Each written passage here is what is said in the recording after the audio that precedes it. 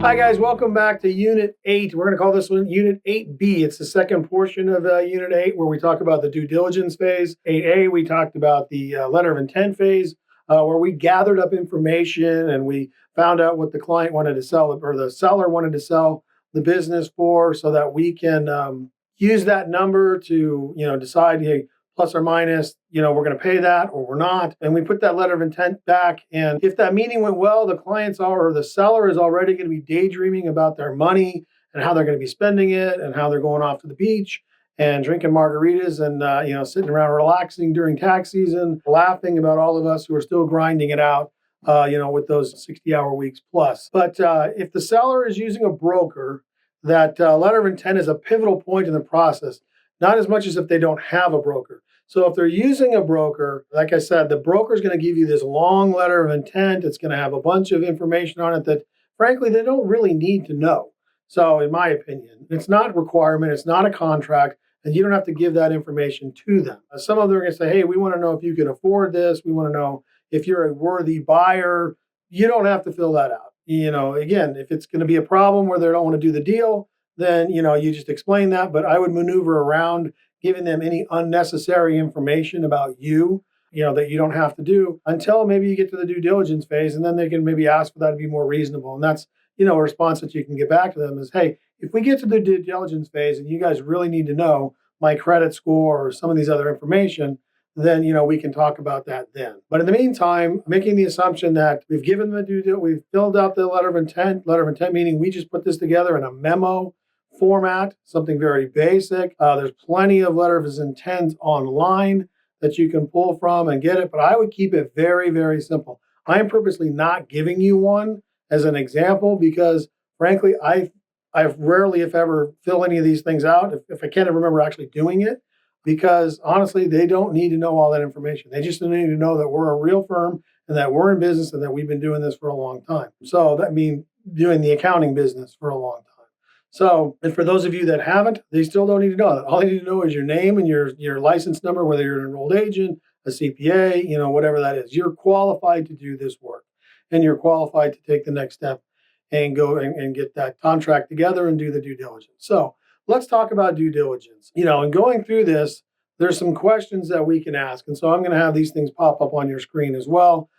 This may make the seller a little bit uncomfortable when you go out and talk to them about that. So before you go out and do this, you might want to agree at least to a small deposit, of a few $1,000s or something like that, depending on the size of the business. If it's a small one, then you don't have to give them a deposit. You just have to, agree to that letter of intent. Everybody's on the same page. Okay, you're going to go out and do your work. You want to make sure that in the letter of intent that it does mention that the price is subject to change. You want to put that in your letter, subject to the due diligence. In other words, if you get out there and find that what they've said to you is, they said they have a $400,000 practice. It looks more like to you, it's a $300,000 practice. Obviously, that's going to change your offer, your eventual real offer, and not just the intended offer. Again, remember, it's intent. So some of the questions to ask is, how much billing are we actually doing? We want to find that out. What are your standard billing rates? These are things you want to find out when you get out there first. First questions right out of the gate. You sit down and interview the seller. What are their standard rates? What's their marketing plan? Do they have a marketing plan? Have they been using marketing at all? What type of clients do they mostly have? And again, these are probably questions that we asked, in the last phase. How quickly does the client collect on his or her receivables? Some sellers now are actually, have practices where they're billing their clients, monthly, hitting the credit card charge every single month. In fact, those are the smart ones are doing that. And so that's that's going to be instant revenue every single month, and you can kind of rely on that revenue from the bookkeeping practice, from the payroll practice, even from the tax practice. Some of the clients are paying on retainers and doing different things like that. So you want to find out all of these things, early on. So we want to find out, who are the competitors possibly in the area.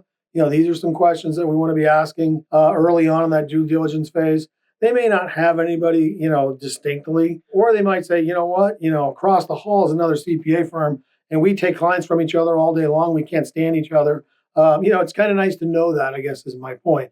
Are you going to have somebody, competing with you, right out of the gate, to possibly take your work? Or there's an old partner that's out there that's, possibly lingering. Maybe this is a practice that split up 2 years ago And hey, there's an old partner out there and he's taken a few of my clients and he might find out that, when you're buying this practice, that old partner, he doesn't have a deal with you. He can go after all those old clients. His covenant not to compete is with the seller possibly and not with you.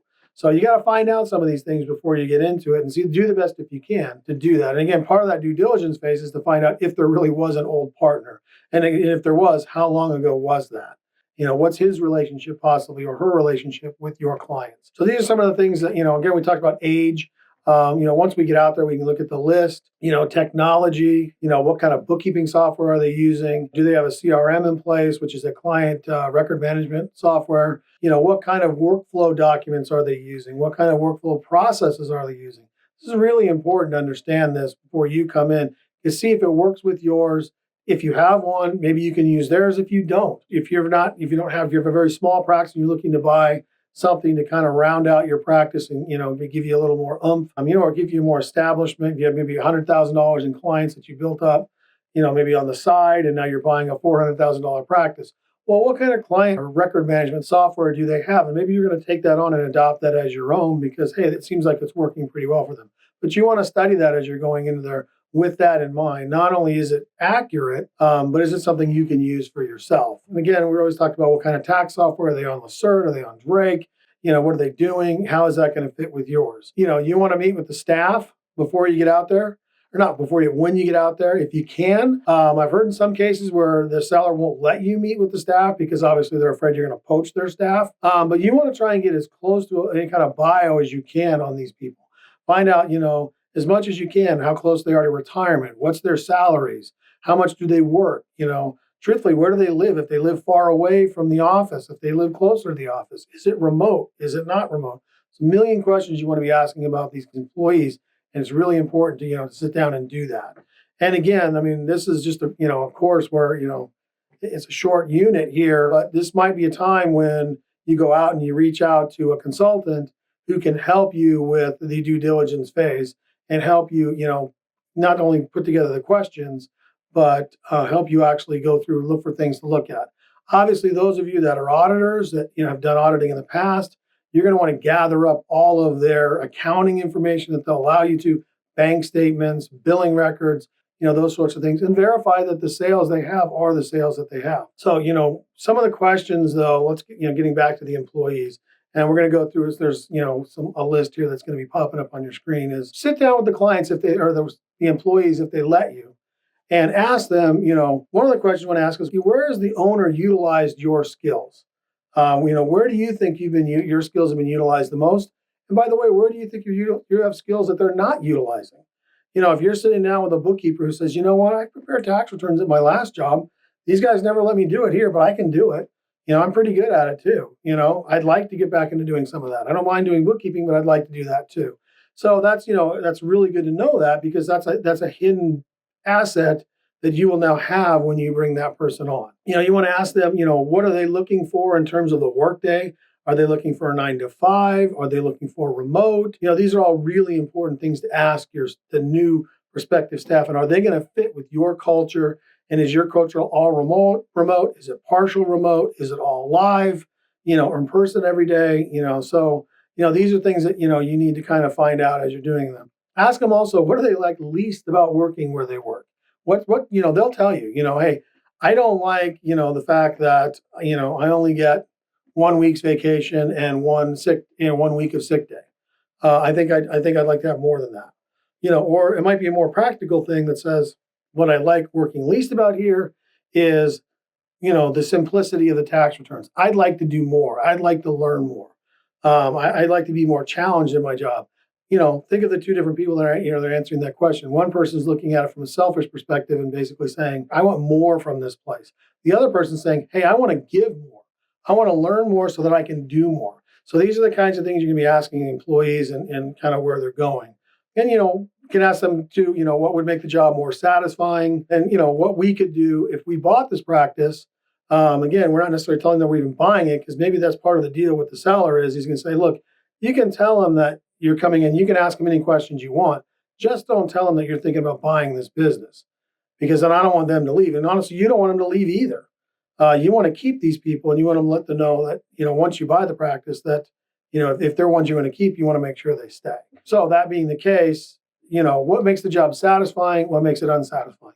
That way, when you walk in, you're going to be able to actually help these people come up to it. They may actually be a lot more open with you because, you can be presented to them as, hey, this is an outside consultant coming in to ask questions on how to improve our practice. And that's what you could tell the sellers, just tell your staff that this is why I'm here. They're going to be maybe more open with you. And it's not a lie because you're going to buy that practice and your job is to improve it. So, you are a consultant. That's what we do. We're our consultants and we're going to be there to improve their jobs and improve their lives. And if they're improved, then more than likely we're going to be improved. How long do they see themselves in the roles they're in? That's another great question. All this is in the material. What might tempt them to leave? And, again, what might tempt them to stay there? These are all good questions to be asking them, right up front. Let them know, that, you're interested in them and their careers and, hey, we want to keep you here. What would it be? And again, that answer might be completely different for each person and it may be really telling.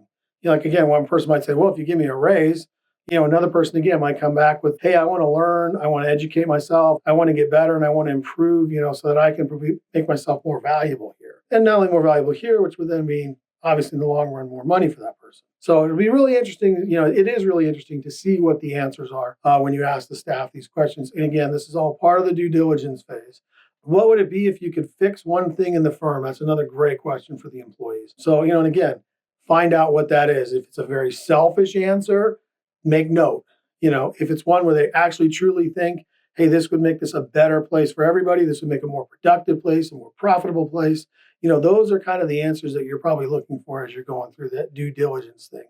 And again, the basic stuff, we're talking about as you're going in, you're doing, I don't say it's an audit of somebody's books because obviously you're not going to be looking for third-party transactions, although you can do a third party, audit work if you wanted to and get confirmation letters and do all those things. I'm talking to mostly an accounting audience, which is why I'm kind of glossing over the accounting portion of the due diligence phase because I feel like most of you guys are in a pretty good spot to go in and look at somebody's books and decide, hey, is the revenue really there? Because what are we buying, guys? We're buying the revenue and we're buying the staff. So, in most cases, you can check the rent, you can check the lease. Those are certain things that you can know, depending on what you're taking on as an obligation with this. But, at the end of the day, we're going to know what the rent is and, what the basic expenses are and those sorts of things. It's really, coming down to looking at their tax returns. Are those monies that they're showing on their tax returns consistent with what they're reporting to us, via the broker or via the documents that they've given us before we come out to do our due diligence? Are those sales numbers consistent with their tax returns? Are they consistent with the deposits that are going into the bank? Are they consistent with what the seller is telling us? But I'll tell you, the real telling stuff is those questions with the employees, because that gives you a real, they're a window into what kind of firm you're buying. And, they're going to give you a real good idea. Is everybody overworked? Are they underworked? Just are they happy? Are they unhappy? And what are we going to do? Because as soon as you come in as the buyer, it changes the culture immediately. And that gives you an opportunity to put your stamp on it. But the longer you let things go and the longer it takes for you to learn what these employees are looking for, the harder it's going to be to transition them over to the culture you want them to be in. So that's letter of intent. That's due diligence. Call that 8A and 8B. Again, I think this is probably a good time to reach out to a consultant. If you want it to be us, that'd be great. We do this kind of work. We'd love to help you guys. It's fun. I really enjoy this part of the work, but anybody else is fine too. But it's usually, this is kind of the tough grind through things and usually where people feel a little less comfortable with the process. So feel free to give us a call. The phone number is in the material. Otherwise that's through 8A and 8B. See you in 9.